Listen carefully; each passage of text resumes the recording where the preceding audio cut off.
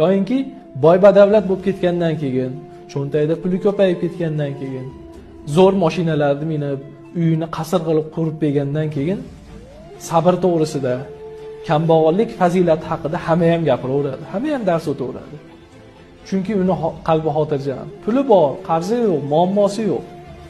Xotirjamchilikdan, sabrdan, bu qora kunlarga sabr qilishlikni hamma boy badavlat odam ham gapiraveradi. Haqiqiy mardlik nima desa, o'sha sabrdir. O'sha qanoatli bo'lishdi. Boriga shukr qilib, yo'g'iga sabr qilishlikni kambag'al odam, o'sha boshiga musibat tushib turgan, o'sha cho'ntagida puli yo'q odamlar, o'shanaqangi qimmatbaho mashinasi yo'q odamlar aytsagina maqsadga muvofiq bo'ladi. Ana o'shanda haqiqiy qolipga urgan bo'ladi. Chunki qorni to'q odam qorni och odamga bemalol aql o'rgatadi, sabr qilgan. Bir kun emas bir kun sen ham taom yeysan, qorning to'yadi.